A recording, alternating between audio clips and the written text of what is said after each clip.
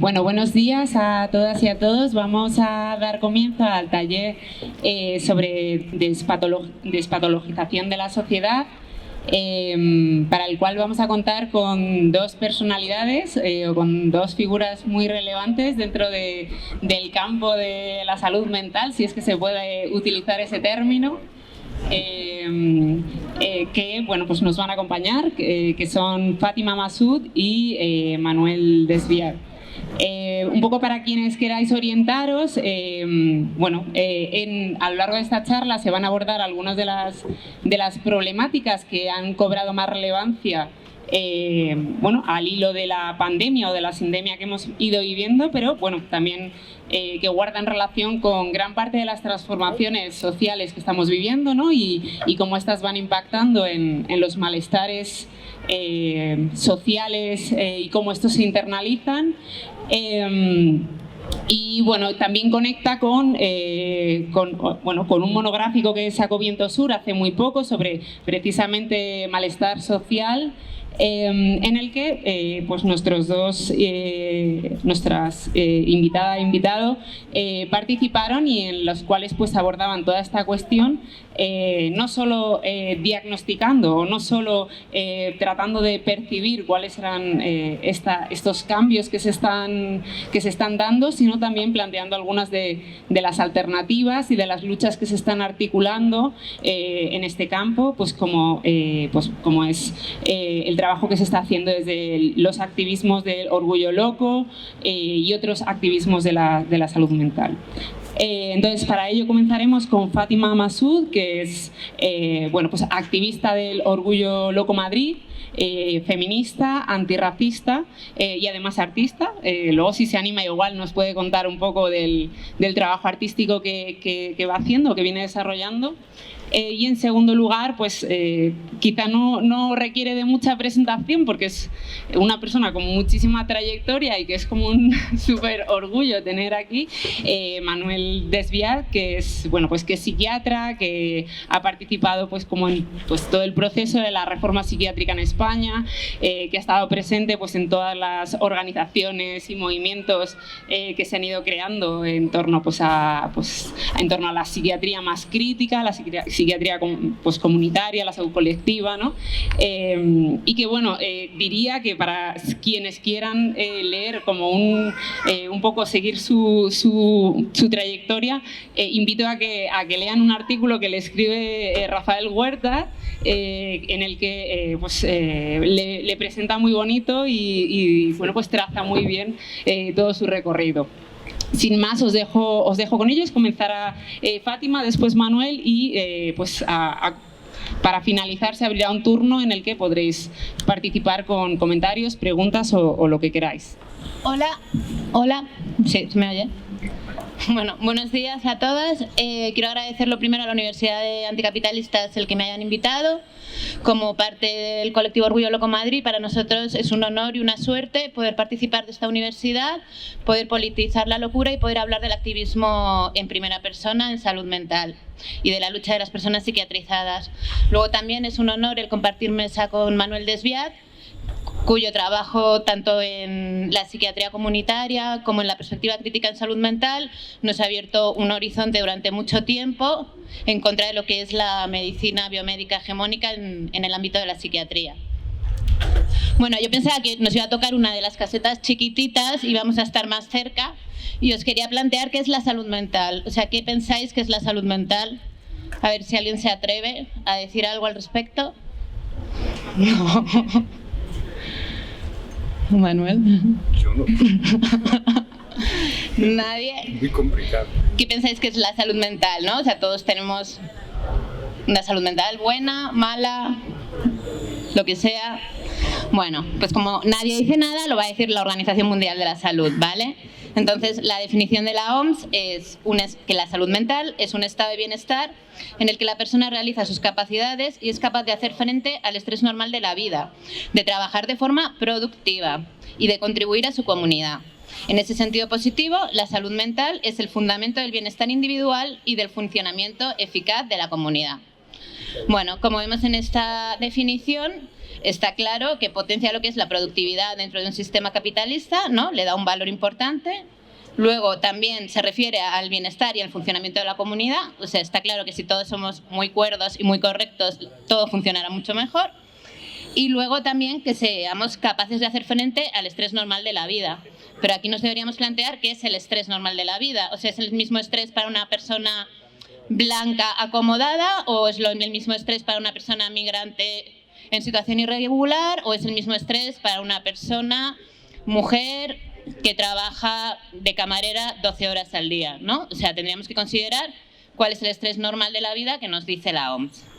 Y bueno, pues eso sería la salud mental. Os veo muy participativas. En fin, bueno, ahora voy a hablar de la parte dura, que es la parte del sistema de salud mental. En el sistema de salud mental, en las plantas de psiquiatría de todos los hospitales del Estado español, bueno, y en los hospitales privados y en las plantas de psiquiatría se vulneran los derechos humanos. Se realizan contenciones mecánicas, que significa que atan a la gente a la cama. Una vez un psiquiatra me dijo en Instagram que no dijésemos contenciones mecánicas porque era muy peyorativo, que mejor, o sea, que no dijésemos atar a la cama, que dijésemos contenciones, ¿no? Pero se trata de eso, te pueden atar durante horas o te pueden atar durante días y ha habido casos en los que ha muerto gente por esto, ¿vale? También se realizan contenciones en geriatría y bueno, en el sistema de salud en general. Luego en psiquiatría también se realizan ingresos involuntarios, que significa que si tú vas a pedir ayuda o si, bueno, también te puede pasar que llamen a la policía o que llamen a quien sea y decidan que estás muy mal, te ingresan en una planta de salud mental y te pueden hacer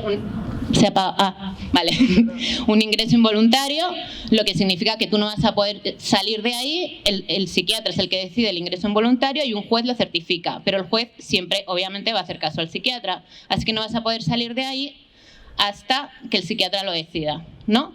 O sea, ahora con la pandemia todas hemos vivido lo que ha sido que se tuviese que declarar un estado de alarma para limitar nuestro derecho a la circulación, ¿no? O sea, ha sido necesario y lo hemos visto sin parar, ¿no? Todos los mecanismos legales que han sido necesarios. En cambio, para un ingreso involuntario en psiquiatría simplemente se necesita que lo decrete un psiquiatra, ¿vale? Luego también se realizan aislamientos durante los ingresos y también te dan una medicación forzosa. O sea, si no te tomas la medicación, te atan. Si no te tomas la medicación, te pueden aislar también, con lo cual al final vas a acabar tomándote la medicación. Creo que no. ¿Ahora? Bueno, todo esto son las vulneraciones de derechos humanos en las plantas de psiquiatría y no solamente lo decimos nosotros, los activistas, sino que también lo dice la organización, o sea, lo dice la ONU y lo dicen varios organismos internacionales que se considera tortura y son prácticas que a día de hoy no se deberían realizar y que además existen alternativas. Existen alternativas como las casas de crisis, que son casas donde tú a lo mejor estás pasando un mal momento y puedes ir, pero de forma voluntaria, y puedes salir cuando quieras, y en el que obviamente no haya tortura. También existe en Noruega un hospital sin medicamentos. También existen los grupos de apoyo mutuo, que son grupos de personas que se apoyan entre sí con problemas de salud mental o con sufrimiento psíquico, lo que sea. Bueno, que conste que todas tenemos sufrimiento psíquico, solo que hay intensidades y hay momentos. Y existen diferentes alternativas, lo que pasa es que no hay voluntad política para hacerla. Luego hay países, por ejemplo en Islandia, en el que están prohibidas las contenciones. Bueno, todo esto del sistema también de salud mental se basa en un modelo biomédico que presupone daños orgánicos en el cerebro sin casi pruebas científicas. Los psiquiatras, cuando te diagnostican un trastorno, a veces no te hacen ni siquiera un análisis de sangre, que podría además descartar problemas orgánicos. Te dicen que la enfermedad mental es como la diabetes y que si te pones insulina, que sería el equivalente al psicofármaco, que todo va a ir bien, pero todo esto se supone el mito del desembalance químico, que en realidad existen 5 psicofármacos para 500 trastornos, con lo cual lo de la insulina no encaja exactamente igual. Pero bueno, esto es mucho más complicado. Yo recomiendo mucho el libro de Hablando Claro de Joanna Moncrief y el libro de Anatomía de una epidemia de Robert Whittaker, que de hecho os voy a leer un extracto. Durante los últimos 25 años, el orden establecido psiquiátrico nos ha contado una historia falsa. Nos dijo que la esquizofrenia, la depresión y la enfermedad bipolar se sabe que son enfermedades cerebrales, a pesar de que no se puede indicar ningún estudio científico que documente esa pretensión. nos contó que los medicamentos psiquiátricos corrigen desequilibrios químicos en el cerebro, pese al hecho de que décadas de investigación no consiguieron demostrar que eso fuese así. Y lo más importante de todo, el orden establecido psiquiátrico no nos contó que los fármacos empeoran los resultados a largo plazo. Como decimos en el activismo loco, no es un desequilibrio químico, es un desequilibrio de poder. Seguro que habéis escuchado hablar del trastorno de déficit de atención e hiperactividad, ¿no? O sea, que sobre todo se les diagnostica a los niños y que además, o sea, el medicamento que les dan son anfetaminas, de hecho, son psicoestimulantes. Bien, pues os voy a leer la lista de lo que son los síntomas de este trastorno, ¿vale? Y quiero que penséis en las niñas y niños que tenéis alrededor o en vosotras mismas cuando erais niñas. A ver, los síntomas de falta de atención son: no presta atención a los detalles o comete errores por descuido en las tareas escolares o en otras actividades. Tiene dificultad para mantener la atención en las tareas escolares o durante el juego. No parece escuchar cuando se le habla en forma directa.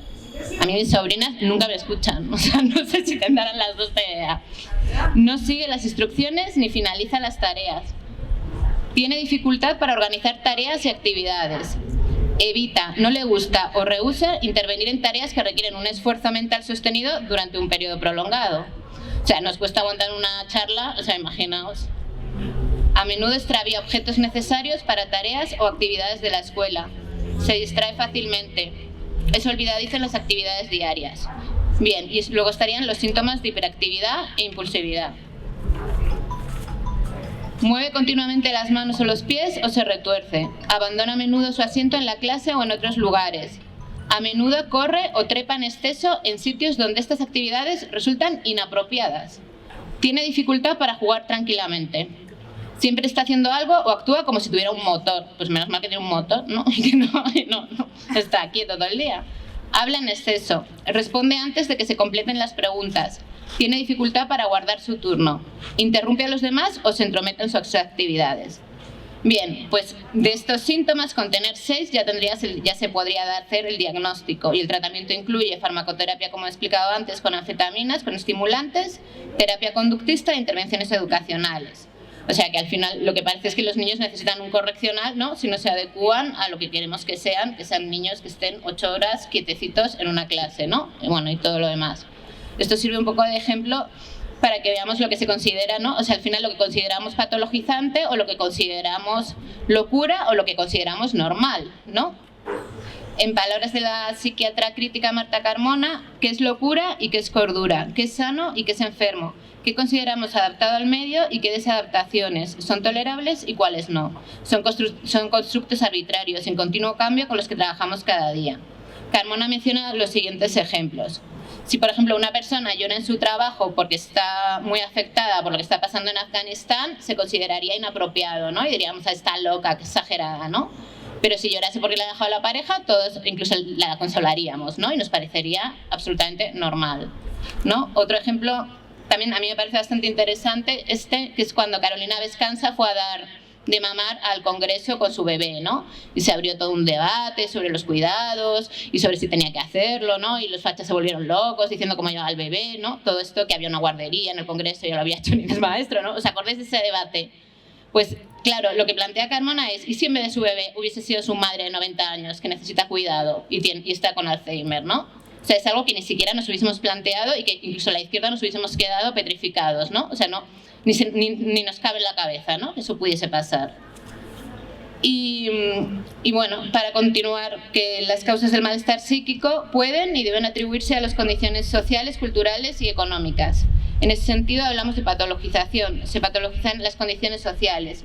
Por ejemplo, si una persona se suicida por un desahucio, será porque ha llegado a una situación absolutamente límite en la que no ha podido más, no porque tenga un problema en el cerebro.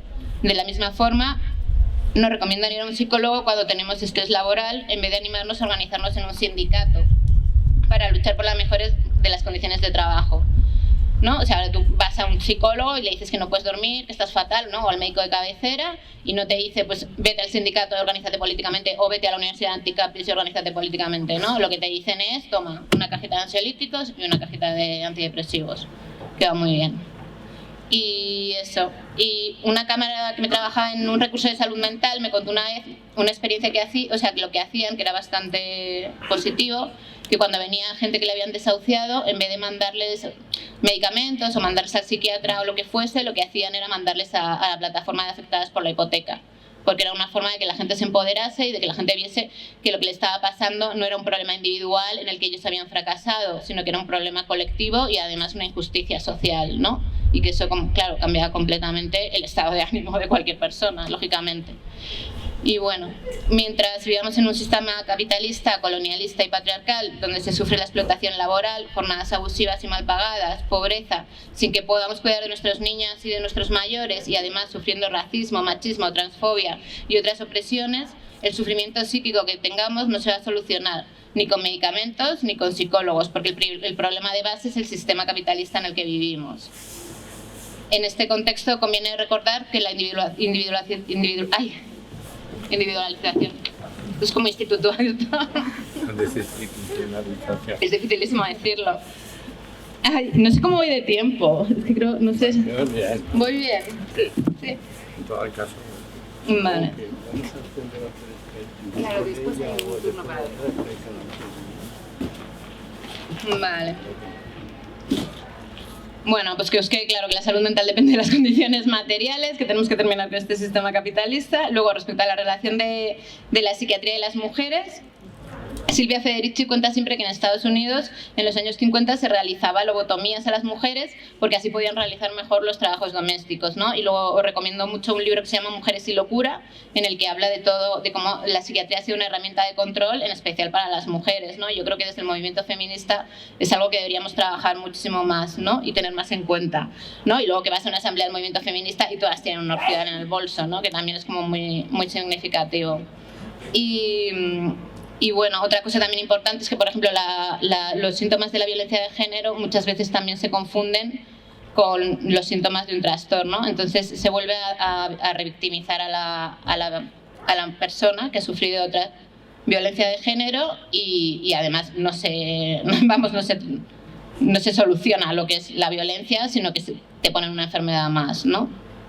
Y nada, y finalmente concluir que no es lo mismo ser loco que loca, ser un loco pobre que un loco rico y que ser una loca blanca que una loca negra.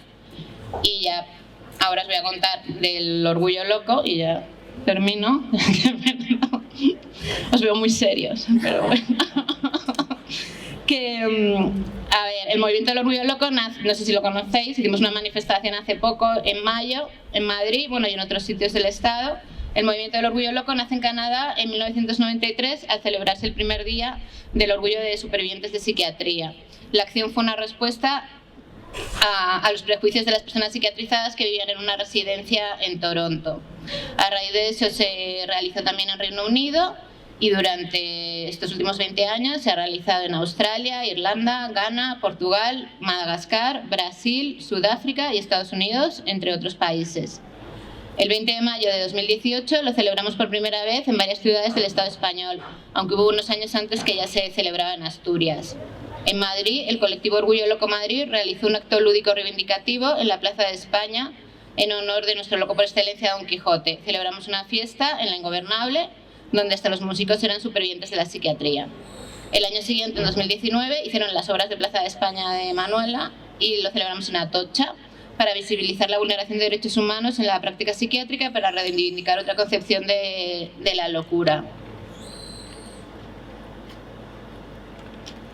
En 2020, debido al confinamiento, lo hicimos de forma virtual, lanzamos una campaña que era Orgullo Loco Virtual 2020, en el que la gente nos comentaba lo que era el orgullo loco para ellas, y luego además hicimos otra campaña que se llamaba Salud Mental para Todas, cuyo lema principal era necesitamos cambiar el sistema y no que nos mediquen para soportarlo.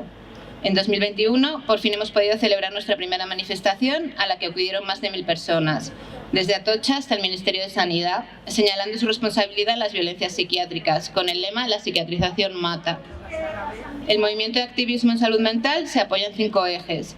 El primero consiste en recuperar la legitimidad de la que son privadas las personas psiquiatrizadas debido a lo que el propio diagnóstico psiquiátrico implica. Por tanto, ejercer el derecho a decidir el propio tratamiento, aceptar o rechazar la medicación, el ingreso involuntario o incluso el ser tutelado. El segundo es la reivindicación de los derechos humanos, de los derechos constitucionales del Estado español y de los derechos fundamentales de la Unión Europea, con el fin de las contenciones mecánicas, los ingresos involuntarios, la medicación forzosa, los aislamientos y la sobremedicación. El tercero, conseguir el fin del modelo biomédico, que presupone daños orgánicos sin pruebas científicas, que beneficia sobre todo a la industria farmacéutica, que condena a las personas a la cronificación, además de provocar efectos secundarios, iatrogenia y secuelas perjudiciales. El cuarto, conseguir el empoderamiento de las personas psiquiatrizadas y supervivientes de la psiquiatría, de su politización para poder luchar por el derecho a vivir sin opresión, redefiniendo el concepto de locura y exigiendo justicia y reparación por el trato recibido en el sistema psiquiátrico. El último eje plantea la necesidad de un cambio de paradigma en el que la locura y el sufrimiento psíquico no sean castigados ni patologizados. Las personas psiquiatrizadas debemos poder liderar nuestra propia lucha, la cual tradicionalmente ha sido y continúa siendo usurpada por las asociaciones de familiares financiadas por la industria farmacéutica. Dichas asociaciones, que se agrupan en Salud Mental España, durante décadas han sido el sujeto político de la salud mental, llegando a defender muchas veces medidas coercitivas como la implantación del tratamiento involuntario ambulatorio, que quería sacar Gallardón, y familiares y profesionales han decidido siempre por las personas psiquiatrizadas. Asimismo, frente a un modelo neoliberal en el que cada vez es más difícil lo colectivo, nosotras pensamos que la única forma es generar tejido social y volver a impulsar lo colectivo con los grupos de apoyo mutuo, las redes de ayuda, que no se pueden delimitar solo a la familia, que a veces es más bien causa de traumas y de sufrimiento debido a sus violencias. Sin olvidar la importancia de generar redes en las que lo principal no sea únicamente la afinidad, sino el compromiso de mantenerlas y sostenerlas como un acto político más. Unas redes donde poder hablar, donde poder celebrar las cosas buenas y compartir el sufrimiento psíquico. También unas redes donde compartir cosas de la vida diaria. Unas redes que pudieran evitar ingresos y violencias psiquiátricas, pero sobre todo unas redes que evitarían parte del sufrimiento psíquico de las personas al no encontrarse solas. Y luego, ya para terminar, comentaros un poco el horizonte político en el que nos encontramos como movimiento. La izquierda, bueno, solemos alardear, ¿no?, de defender los derechos humanos, pero cuando hablamos del sistema de salud mental nos encontramos por una parte con la contradicción de defender un sistema de sanidad pública que vulnera los derechos humanos en psiquiatría y por otra con la defensa y validación de la existencia de la enfermedad mental, ignorando que la ciencia siempre tiene ideología, o sea, todo el paradigma de Kuhn, vamos, y como si la industria farmacéutica no estuviera detrás del modelo biomédico. Además, la izquierda no ha sido capaz de articular un discurso sobre la locura ni contra la psiquiatrización desde la época de Basaglia y el resto del discurso de antipsiquiatría. Sí que es verdad que la pandemia ha supuesto que se hablase de salud mental y eso sí que por lo menos ha generado que la perspectiva crítica pueda abrirse paso, ¿no? Y que yo, por ejemplo, esté dando esta charla. Y respecto a los partidos políticos, comentar que Más Madrid lleva desde la pandemia hablando de salud mental y nos parece un discurso bien planteado, pero bastante timorato cuando se habla de violencias psiquiátricas. Luego el gobierno, o sea, la parte del PSOE, piensa sacar una estrategia de salud mental desde el Ministerio de Sanidad. Una vez más, consulta con profesionales y con Salud Mental España, pero no con otros agentes, digamos. En septiembre, Unidas Podemos pretende sacar un proyecto de ley que no garantiza derechos y que coloca la tortura como una excepción necesaria. Como colectivo planteamos la necesidad de ser sujeto político de nuestra propia lucha. Pero es algo que también ha pasado mucho con las personas racializadas y migrantes, ¿no? Que las asociaciones siempre las llevan abogados blancos de izquierdas, pero el sujeto político hasta hace 5 años no era la gente racializada inmigrante, ¿no? Pues eso ha pasado igual con las personas psiquiatrizadas, han sido siempre los familiares y los profesionales los que han liderado esa lucha. La celebración del orgullo loco, creemos que o sea, nuestro objetivo también es que se convierta en una cita más, ¿no?, de lo que sería el calendario de activismo de la izquierda, ¿no?, y de las reivindicaciones. Y queremos hacerlo cada vez más grande para poder demostrar fuerza y poder conseguir alguno de nuestros objetivos al menos. Y luego, para terminar, decir que cualquier persona es vulnerable de ser psiquiatrizada y que si no transformamos políticamente lo que significa la locura y los malestares, ganará una vez más la psiquiatría y la industria farmacéutica. Desde la izquierda no podemos volver a ignorar y a olvidar la locura, la psiquiatrización y sus violencias. ¡Que viva el orgullo loco! Gracias. Bueno, en primer lugar, agradecer a la Universidad Anticapitalista el poder estar aquí con vosotros. ¿Se oye? Vale. Con vosotros hoy. Y la satisfacción, además, que me da tanto el lugar, o sea, tanto, como la presencia de una compañera, Fátima Mosul. Y es una satisfacción porque probablemente esta situación, esta mesa, no se hubiera podido dar a lo mejor hace ni siquiera 10 años.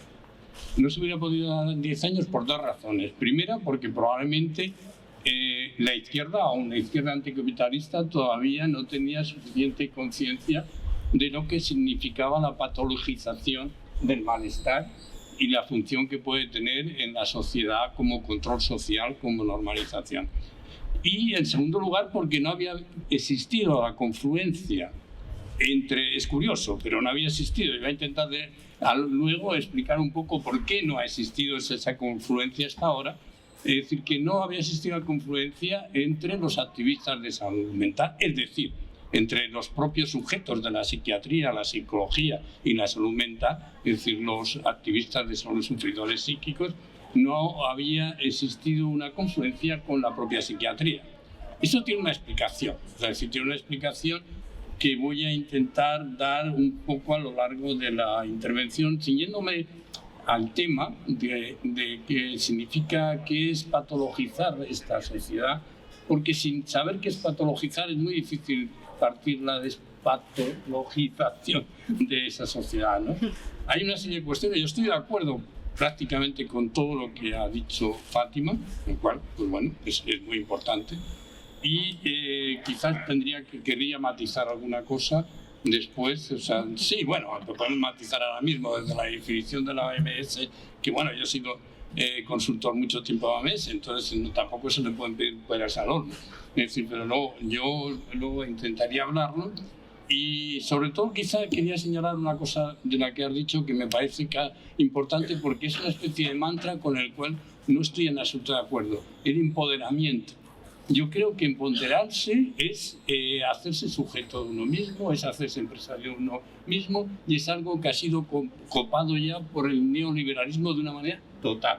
Entonces yo no me quiero empoderarme para ser un sujeto, digamos, sometido al capital. Pero bueno, es un término que uno está cuestionando. Bien, vamos al tema un poco que nos ha planteado la organización. Que es, bueno, siguiendo con el discurso de Fátima, lo primero que yo quería decir es que la patologización, digamos, de minorías y de determinadas poblaciones no es nueva. Es decir, esa patologización se empezó a hacer según inicia el capitalismo y sobre todo se inicia la industrialización y la colonización. Es decir, tenemos un origen en este intento de legitimar la exclusión, la explotación y de alguna manera la marginación de determinadas minorías a través de convertirlos en personas, por ejemplo, con respecto a los indígenas, subhumanos, o con respecto a los enfermos mentales, simplemente gente que al no ser productiva se deja fuera del proceso de estudialización. Entonces lo que van a encontrar es la legitimación que le da la ciencia, es decir, la legitimación que da la medicina. O sea, la medicina va a servir para legitimar la exclusión y para legitimar la patologización de negros, minorías, gitanos, etcétera, locos, etcétera. El problema es que si esto fue el inicio, lo que está sucediendo en estos días es que no ya se patologiza el desecho de la industrialización o de la situación moderna, de la economía moderna, sino a la sociedad toda. Esto es lo que ha cambiado. Lo que ha cambiado es que en este momento la patologización que se hace es absolutamente de todo. Hay una patologización del cuerpo y de la mente, y esa patologización va de la mano de algo que ha planteado Fátima, que es de la medicalización del malestar. Es decir, en el momento que hemos convertido la salud, digamos, y yo expliqué cómo luego en un momento en un medio de control y en fuente de ganancia, es decir, la hemos convertido, digamos, en una mercancía, es decir, donde cuando empieza la cuestión de qué manera se está hundiendo por el neocapitalismo el sometimiento de las poblaciones. Hay que tener en cuenta que la industria farmacéutica y de tecnología sanitaria se constituye la tercera fuente de acumulación del capital que hay en este momento en el mundo. Esto es importante. Bien, en 1992 una periodista inventa un término que es traficante de enfermedades, es decir, la mercantilización de las enfermedades. Es decir, ¿qué significa esto? Significa crear enfermedades donde no las hay, es decir, convertir en pacientes a personas sanas. Es decir, hacía mucho tiempo, además, de hecho yo tenía recortado algo que leí hace 30 años, que es de un delegado de un laboratorio, el laboratorio Pfizer, que él planteaba en ese artículo que lo ideal de la farmacia sería conseguir hacer medicamentos para personas sanas. Lo que ha sucedido no es que se haya hecho un medicamento a personas sanas, lo que ha sucedido es que se han hecho enfermos. Es decir, se han hecho a personas sanas, se le han hecho enfermos. Esto, es decir, ha ido mucho más allá con la fabricación de enfermedades. ¿Cómo se hace esto? Bien, la cosa es muy simple. Cogemos un malestar. Luego hablemos de tipo de malestares que hay. Todos tenemos malestares, tristeza, depresión, desamor, tal. Bueno, a este malestar le otorgamos un diagnóstico. Para esto ya hay una serie de clasificaciones, una serie que se ha hecho y que se han hecho auspiciadas por la empresa farmacéutica. Cogemos un diagnóstico lo antes posible, lo más precoz posible. Y comercializamos un medicamento o una nueva indicación para el medicamento. Ya sea un antidepresivo para la timidez, un ansiolítico para circunstancias adversas o una anfetamina para la inquietud, la rebeldía, tal. Es un pequeño inciso que lo que decía Fátima y yo, dando cursos, estos que uno hay tanto a residentes como a personas de distintos oficios y de distintos lugares. Siempre, en un momento determinado preguntaba, decía los síntomas, menos síntomas que los que tú decías, pero unos cuantos, los que figuran además en la clasificación de Estados Unidos, y entonces les preguntaba un poco que si se sentían identificados, que quién tenía. O sea, prácticamente todos habían tenido esos síntomas de pequeños, prácticamente todos. O sea, esto es importante. Es decir, pero ¿qué es lo que va a hacer? Lo que va a pasar es que vamos a convertir un malestar en un trastorno. Y ese trastorno va a tener una causa biológica. Es importante. Es decir, lo que va a suceder ya no es que la tristeza sea por la biografía de un sujeto, no es porque ha tenido un desamor o porque se ha muerto alguien, sino todo lo contrario, es porque ha tenido una falla neuronal, porque ha surgido un problema en el funcionamiento de su cerebro que le ha hecho que se le ha roto. Es decir, digamos, hay una fractura en su organismo. Entonces, a partir de ahí, lo que se crea es que la respuesta es una semiología y unos fármacos. Es decir, tú identificas una serie de problemas y le das unos fármacos. Es decir, y al mismo tiempo interviene algo subsidiario de todo esto, que es la psicología cognitivo-conductual, que lo que plantea es una adaptación de conducta. Es decir, se trata de adaptar a la gente a los medios de vida, a las formas de vida, a ese estilo de vida de que hablaba Fátima, que la OMS plantea, y es un estilo de vida que es una obscenidad, porque ¿cómo se puede pretender que una persona que se levanta a las 5 de la mañana, que tiene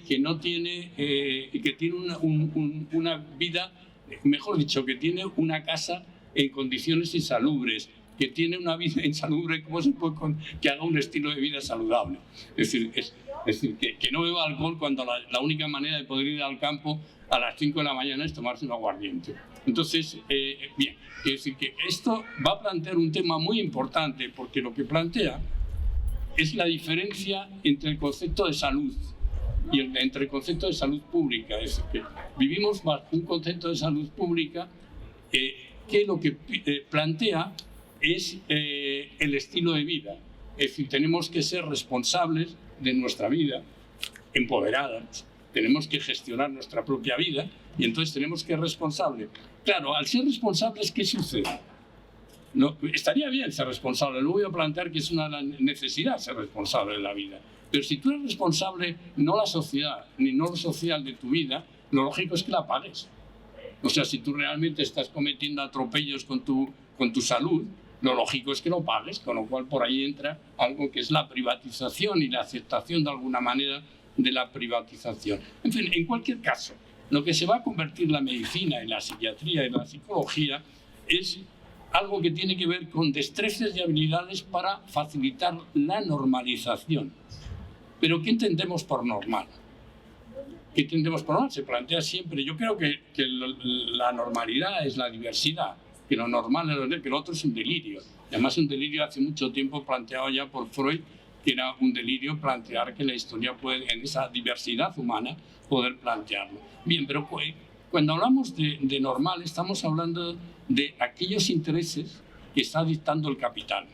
Es decir, nos plantean qué comemos, qué vestimos, cómo y con quién nos juntamos, cómo y con quién nos acostamos y sobre todo qué fantaseamos, qué ideal de vida tenemos, qué es lo que queremos aspirar a esa oferta. Y ahí, en esos enunciados performativos, realmente es donde avanza ese proceso de medicalización indefinida de lo que hablaba Foucault.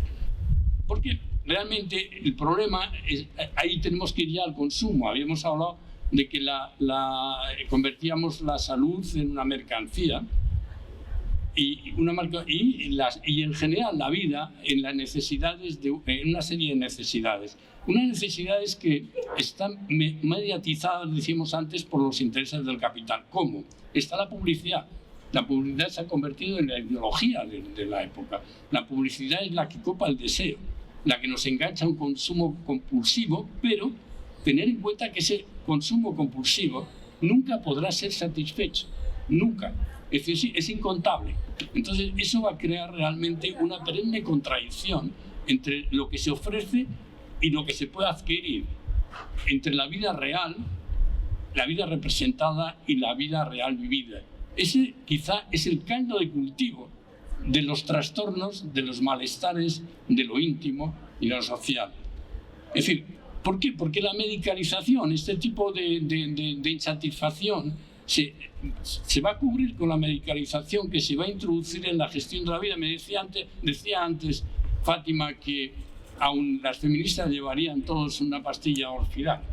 Evidentemente esto, las benzodiazepinas, que crean una tremenda adicción y que cualquiera las toma y a lo mejor se pueden tomar eventualmente un día ante una situación de tensión, etcétera, ¿por qué no? Pero el problema es que cuando se toman a diario y se toman de una manera seguida, es una droga. Y como toda droga crea una adicción. Y además las benzodiazepinas crean una gran adicción de la cual es difícil luego librarse. Entonces, bien, el problema es que ante la imposibilidad de los posibles, ante esa vida descontada, esa vida que se ha llamado de mucha manera, nuda, líquida, etcétera, igual, se está ofertando unas soluciones a los problemas que realmente del desamor y de la humillación, sobre todo laboral, que no son tan asequibles. ¿Y qué hacemos entonces? Además, convertimos estados de ánimo que se generan por esta situación en estados de ánimo normales, los convertimos, como decíamos antes, en estados patológicos que necesitan de una atención, de un Orfidal, etc. Es decir, y luego hay otra cosa que viene, digamos, a añadirse, que es a esta medicalización del estrés, que es el mantra que tan común de sea usted lo puede, sea usted positivo, sea feliz, los libros de autoayuda, todo este tinglado que se monta a través de gurús, etcétera, en donde uno se empodera, puede ser capaz de hacerlo todo, cosa que realmente, además, si toma alguna pastilla, pues mejor.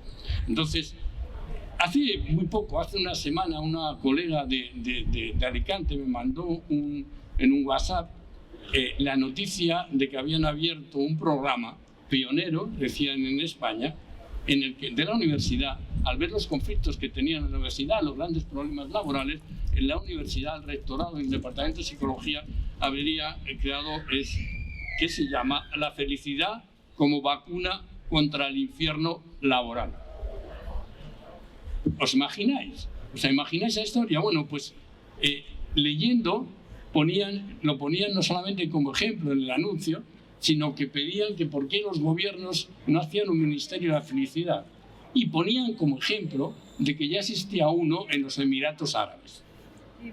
Como vosotros supongo todos sabéis cómo viven en los Emiratos, sobre todo las mujeres y demás. Bien, en cualquier caso hubo un tiempo, y esto es importante recuperarlo, en que digamos, la tristeza, el duelo, la ansiedad, eran cuestiones que se consideran dentro del orden de lo normal. Pero ¿qué sucede? ¿Por qué esto que estamos viendo cambia? Bien, en 1988 se patenta el Prozac, un ansiolítico que eleva el precio de los antidepresivos, que eran muy baratos, lo eleva hasta extremos insospechados. Vamos a ver la fecha bien, porque la fecha esa va a coincidir con todo el desmontaje del Servicio Nacional de Salud inglés, con todo el desmontaje, digamos, en el mundo en realidad, el principio del neoliberalismo, en la caída del socialismo real y con independencia, digamos, de lo que uno pensara sobre él, pero la caída de ese otro. Y entonces en esa situación donde se dispara, digamos, una determinada manera de gestionar el capital, es cuando el Prozac, digamos, empieza a anunciarse. 5 años después se descubren los antipsicóticos atípicos. El proceso como el que se hace, Fátima ha contado antes un libro magnífico, que es de Whitaker, el de Anatomía de una epidemia, que cuenta todo el proceso. Él trabajó en un tiempo en los laboratorios, es un periodista, digamos, científico, y bueno, cuenta todo ese proceso de compra de organismos, porque realmente lo que va a hacerse a partir de ahora para poder dar entrada en el mercado a esos medicamentos cada vez más caros, es decir, es comprar. ¿Qué compran? Compran gobiernos, compran las asociaciones, compran la Asociación de Psiquiatría Internacional, quiero decir, la APA americana, empiezan por ahí, evidentemente, colonizan las clasificaciones internacionales, los congresos, la formación de los profesionales, las investigaciones, las asociaciones de familiares y espero que todavía no las asociaciones activistas. Quiero decir, todo lo tragan. O sea, es decir, a partir de ese momento realmente, por ejemplo, lo del TDAH. El TDAH pasa que la asociación más importante de pediatría y de psiquiatría infantil y adolescencia de Estados Unidos en aquellos años era una asociación psicodinámica. Era una asociación porque en Estados Unidos, además, hasta entonces, el psicoanálisis era muy potente. El psicoanálisis del pasado yo era muy potente hasta precisamente estas fechas. Entonces, lo que pasa es que a esa asociación la compra. Y además hay una cuestión en la psiquiatrización medicamentosa que hay que tener en cuenta. Es para aquellas madres que pilotaban esa asociación, es, digamos, es mejor, es más cómodo el que realmente el problema de sus hijos sea un problema biológico, que el que tengan que hurgar en su familia, en sus relaciones personales, en su comportamiento, en sus escuelas. Para todos es más cómodo. Ahora, ¿por qué? Porque estamos hablando de medicar, pero cualquier profesional de la salud mental sabe que la demanda, por ejemplo, de medicación, de psiquiatría que empieza en la atención primaria, realmente muchas veces es por esto. Hay gente que quiere un fármaco. Yo no, me han echado el trabajo, me da igual, quiero un fármaco. Tengo un problema con mi mujer, tengo dificultades para follar, y quiero un fármaco. Entonces la historia es inmediata. Entonces ahí muchas veces si los profesionales son realmente buenos y críticos, el trabajo que tienen que hacer es convencerles de que no tienen que tomar. Teniendo en cuenta que hoy la atención primaria no tiene tiempo para eso ni para nada, porque se la están cargando, como se están cargando el sistema de salud. ¿Por qué a la atención primaria? Porque no se puede privatizar, porque no es rentable. Entonces hay que privatizar lo rentable. Y eso se ha visto en la pandemia, realmente cómo los hospitales privados no podían hacerse cargo de los problemas que había.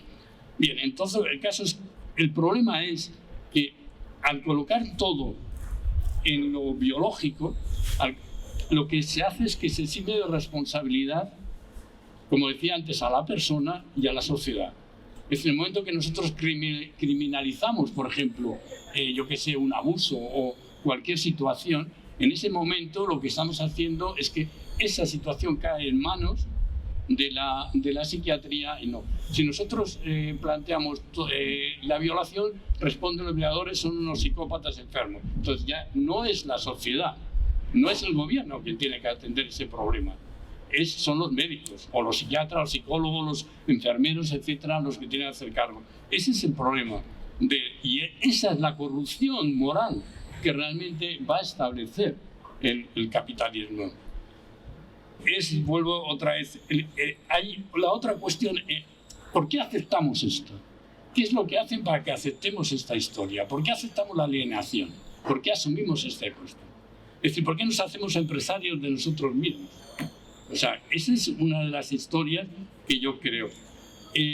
Bueno, hay explicaciones, digamos, está Foucault, está Schoenlein, está etcétera, pero en cualquier caso yo plantearía que la cuestión principal, digamos, que se va a hacer es a través de introducir una ideología a través no solamente del consumo. Hay quien dice que las nuevas catedrales son los centros comerciales, el sociólogo brasileño dice estas cosas. Entonces es a través del consumo, de la aspiración de querer ser igual que el que más tiene. Hay una cuestión que cuenta Frank Fanon, supongo que conocéis, en la lucha decolonial. Él cuenta que, criticándolo obviamente, que el problema que se estaba dando en la descolonización, en la lucha de los colonizados contra los colonos, es que lo que querían al final, si se ganaban, era ir a la casa del amo, comer en la mesa del amo, sentarse en la cama y, si es posible, acostarse con la mujer del amo.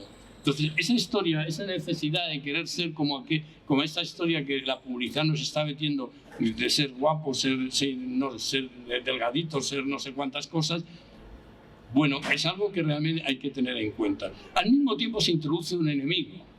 Y el enemigo, bueno, lo ha estado contando hace un momento Fátima, y es decir, que da igual, aquí podríamos hablar del inmigrante, el comunista, la otra raza, el anticapitalista, el credo, los 26, ¿cómo eran? 26 millones de rojos que había que matar, decía un WhatsApp de mis.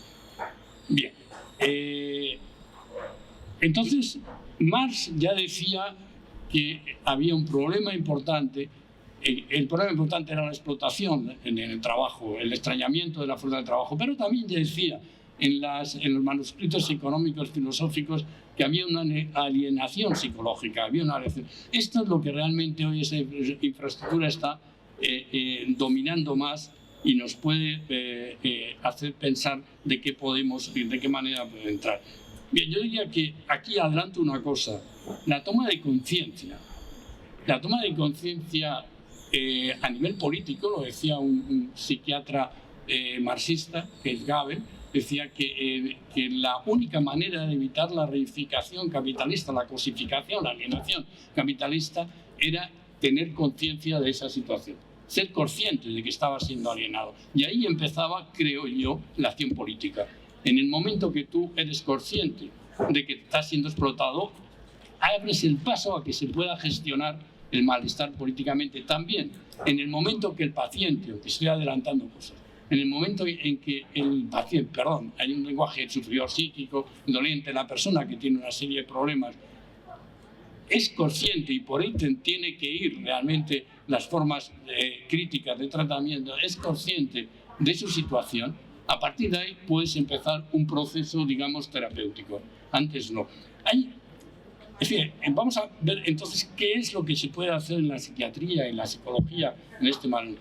Decía Marcuse, en 1968, se preguntaba cuál puede ser el papel de la psiquiatría y de la psicología.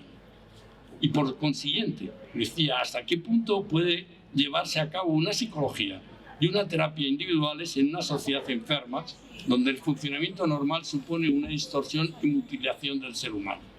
Pero concluía que la solución solo puede entreverse en el plano político, en la lucha contra este tipo de sociedad. Exactamente decía, ciertamente, la terapia podría poner de manifiesto esa situación y preparar la base material para una lucha semejante. Pero entonces la psiquiatría resultaría una empresa subversiva.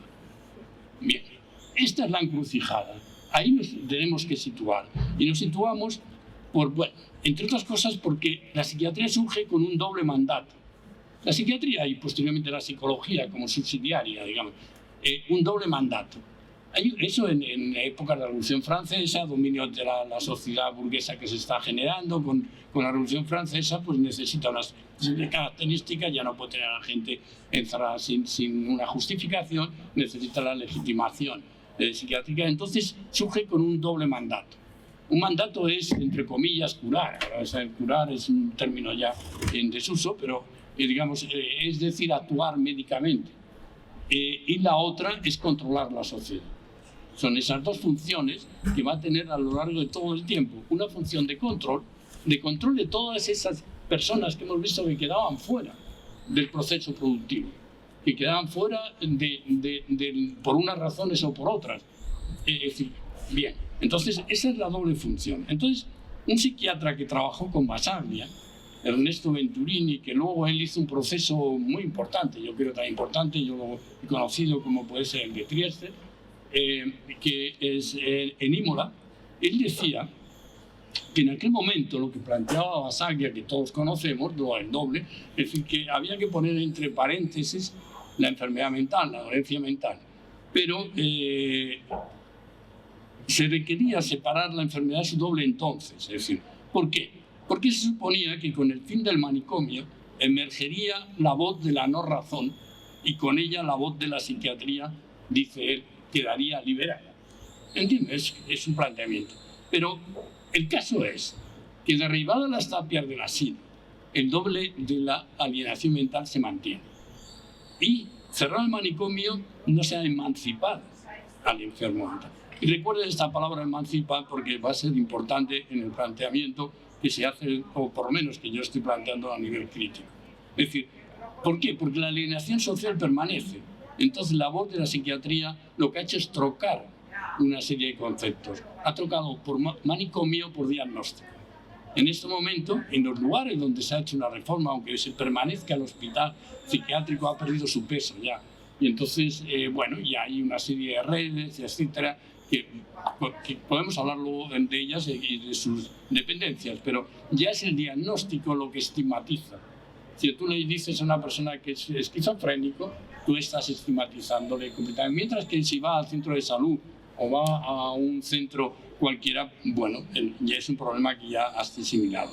Es decir, ¿por qué? Porque el diagnóstico no solo limita a identificar una entidad clínica, supongamos, sino que está creando a un enfermo.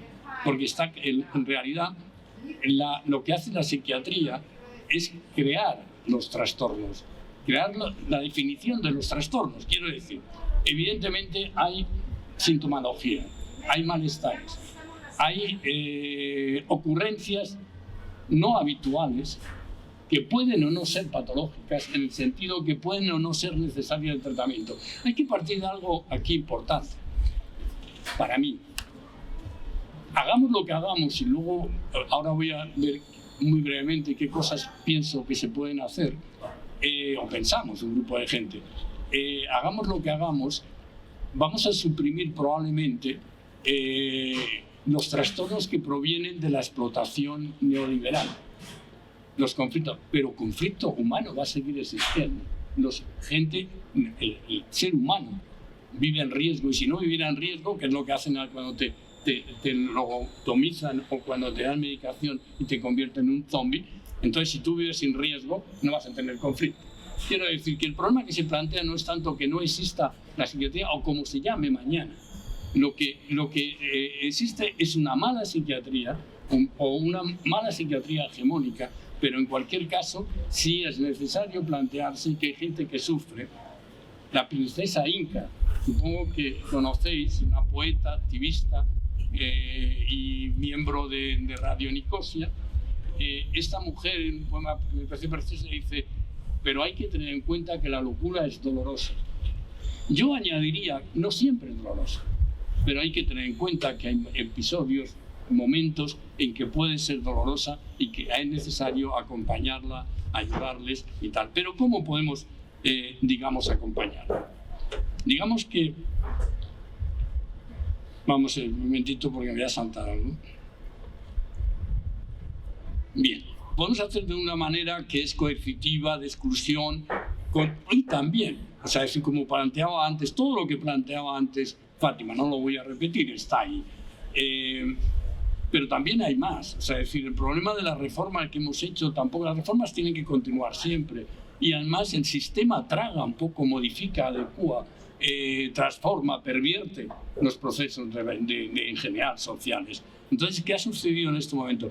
Las redes sociosanitarias que se han creado en distintos lugares en España son muy importantes, es un salto cualitativo importante, pero tienen el riesgo de que puedas aparcar ahí las personas de la exclusión, que les puedas aparcar personas en vez de independizarles, en vez de emanciparles, les puedas aparcar de por vida, les hagas subsidiarios, digamos, les hagas dependientes del sistema sanitario, lo cual es un problema. Por eso, yo creo que lo que en este momento tenemos que hacer es sustituir la palabra dependencia por la de responsabilidad, que la gente sea responsable, que la gente tenga, digamos, tome sentido del problema que tiene, o sea, que encuentre un sentido al problema que tiene. Para ello hay que redefinir, por supuesto, qué es lo que hablamos de salud mental, qué entendemos por salud mental, pero también, digamos, conceptos como autonomía, como dependencia, como libertad, iba a poner otra vez empoderamiento, como recovery, conciencia de enfermedad. ¿Cómo va a tener conciencia de enfermedad una paciente que está delirando? Si la tiene, no está delirando. O sea, es decir, evidentemente, entonces estamos completamente sanos. Simplemente es una manera de obligarle que sea consciente de que va a ser paciente, tiene que tomar medicaciones y que sea un enfermo. El concepto de normalidad ya ha habido antes, el de habitar, cómo habitamos, el de equidad. Todos estos conceptos tenemos que entrar.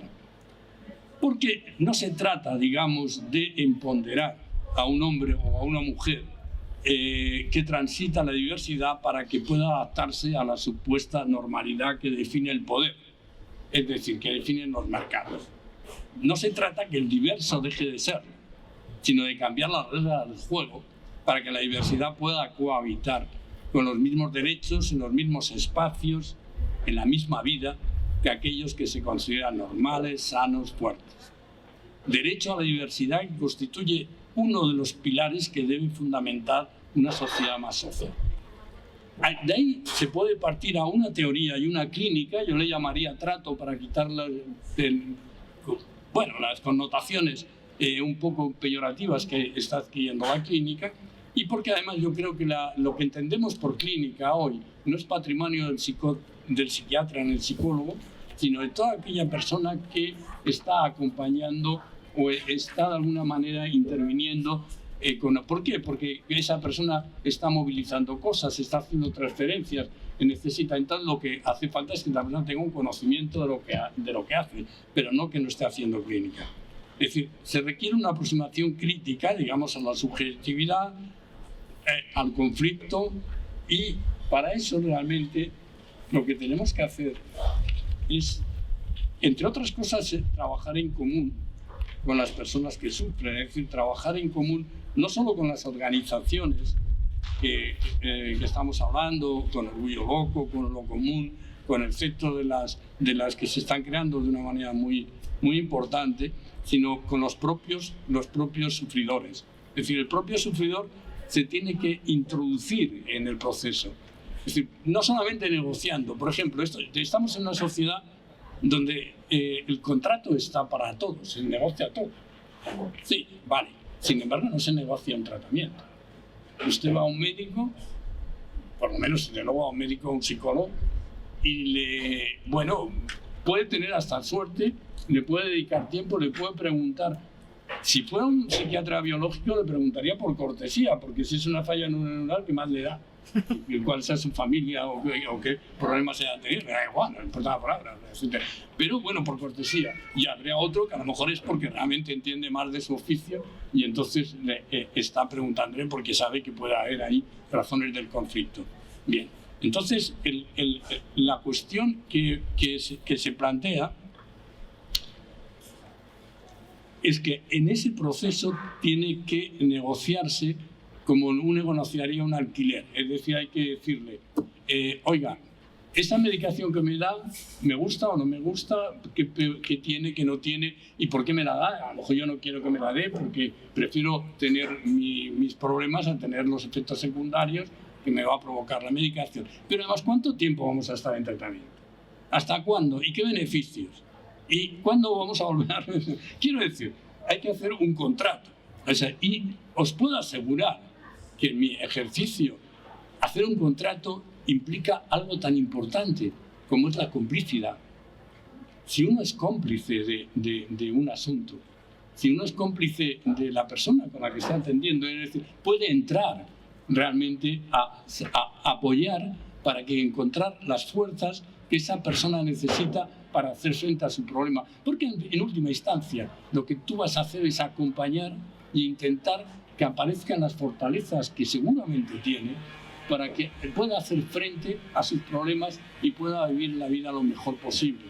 Eso es para una persona, para una colectividad, para un trauma como cualquiera, es decir, como un trauma como la propia pandemia, es decir, es intentar que la gente pueda usar sus propias fortalezas para hacer frente a la historia traumática. Digamos que eso es para mí la terapia y el trato. Pero la persona no solamente tiene que negociar, tiene que estar dentro del proceso. Y tiene que estar dentro del proceso también su contexto. Tiene que estar dentro del proceso. Si no trabajamos con una comunidad, uno tiene que ir a la comunidad. Yo siempre digo que los centros de salud probablemente deberían estar sin muebles casi. Se tiene que hacer el trabajo en la calle, en las casas. Yo no puedo conocer a un paciente que tiene un problema si no he estado en su casa, si no he visto con lo que vive, si no sé que conozco su medio. Entonces, esto es absolutamente fundamental. Entonces, ir a las calles, a los bazares, a los centros, no es una reunión detrás de una mesa lo que va a ayudar a determinadas personas problemas. Por eso, una de las cuestiones que se está planteando como más importante es el acompañamiento. El acompañamiento, por ejemplo, en España funciona mal, no hay suficiente. En algunos centros de salud tienen equipos de apoyo comunitario, está bien, pero entonces sería el acompañamiento, la negociación, cambiar la epistemología, es decir, cambiar el planteamiento. ¿Por qué? No hay que tirar todo lo que ha hecho la psiquiatría y psicología como se tira el agua del niño, dicen que se dice del agua de lavar, o sea, es decir, se tira el niño con él. No, lo que hay que es resignificarlo, ver qué cosas son más útiles y todo eso adecuarlo a un proceso diferente. ¿Diferente por qué? Todo el proceso psicopatológico donde se ha construido la psiquiatría ha sido o en el hospital psiquiátrico, es decir, en las tapias, o en el hospital general. Entonces hay que hacer un proceso terapéutico resignificado en la calle, en lo común, en negociación con los propios profesionales. Este es el salto realmente que desde una subjetividad crítica estamos planteando un grupo de personas. Bien, claro. Hay una cosa que dice Yayo, con esto más o menos voy a empezar a ir terminando.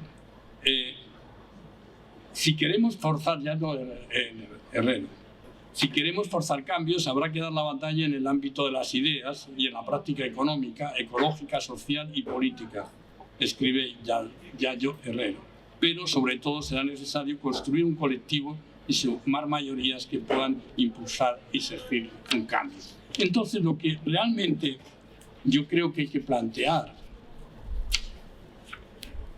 es que todo este proceso que estamos hablando de cómo se pueden renovar determinadas prácticas sociales no es posible si no se hace en lo común, entendiendo por lo común que ahora mismo que se está produciendo, decía Paul B. Preciado en un libro que me parece magnífico, El apartamento en el Murano, yo creo que es de obligada lectura. Es decir, él decía que estando en Atenas, en el momento era 2015, creo, cuando realmente se estaba discutiendo la historia de la austeridad y se estaba votando si se aceptaban las normas de los hombres de negro austericidas o no. Entonces, él dice que sentía, no dice que él creía, no sé qué, sino que sentía que en ese momento que la socialdemocracia se estaba viniendo abajo. Realmente que se estaba viniendo abajo, que realmente él no podía ver esos cientos de miles de ciudadanos inmigrantes congregados en la Plaza de Atenas y tal, y al mismo tiempo ver lo que estaba haciendo el gobierno. Y entonces planteaba que él entendía que en el mundo ahora estaban surgiendo cientos de miles de prácticas de experimentación sexual, política, artística. Bien, yo creo que es en la confluencia de ese sinnúmero de nuevas prácticas donde realmente se puede construir una nueva teoría psicológica, psiquiátrica, que obviamente cuente, pero teniendo en cuenta para todos, es que lo que ha dicho antes Fátima, mucho, me acuerdo que en el artículo que escribiste, yo lo recorté, que acabas con él, es decir, que no se va a solucionar ni con medicamentos ni psicólogos, puesto que el problema de base es el sistema que vivimos. Bien, teniendo en cuenta de todas maneras lo que decía antes, matización, porque sí creo que no se va a solucionar, pero tenemos que mitigar el daño. Es decir, tenemos, mientras tanto, entre tanto llega, tampoco podemos abandonar a la gente. O sea, es decir, que eso no es posible. Es decir, hay compañeros que plantean, yo estoy de acuerdo con decirle a una persona de desahucio que desahucian, que vaya a la plataforma, depende de quién. O sea, depende de su edad, de su situación, de sus capacidades, sus posibilidades. Hombre, se sabe que la movilización de ese tipo, y hay estudios, por ejemplo, los mineros de Asturias, cuando en la historia de la reconversión industrial, tuvieron mucho menos patologías psíquicas que los de Jaén, porque ellos lucharon y entonces pudieron, de alguna manera, a través de esa historia, desahogar sus conflictos, digamos, por decirlo de alguna manera. Bien, lo que quiero decir con esto, y esto nos enseña muy bien, y ya sí que acabo, es la pandemia en este momento. ¿Por qué? Porque en lo que está planteando Fátima, y tiene toda la razón, es que en este momento lo que se está planteando no es tanto el modelo de psiquiatría biológica, psiquiatría social o crítica. Lo que se está planteando es un dilema entre el capital y la vida. O sea, lo que en este momento está en juego, y eso lo ha puesto de manifiesto absolutamente la pandemia, es que tenemos unos gobiernos nacionales, internacionales, Naciones Unidas, entre ellos la OMS, en la que conozco bien hasta qué punto también está infiltrada por los medicamentos, por la farmacología. Es decir, tenemos realmente, digamos, unos gobiernos que se ha visto ahora, que si se basaban en que había un cierto consenso social en alguna parte de alguna gente que pensaban que les podían garantizar una cierta vida, una cierta seguridad, una cierta economía, desde la crisis económica y financiera se ha visto que eso no es verdad. Y desde la pandemia se ha visto que además tampoco pueden garantizar la vida, ni la vida de las personas, ni la vida del planeta. Con lo cual, creo que en última instancia, hagamos lo que hagamos, hay que saber que luchamos para defender la vida en frente del capital. Finito.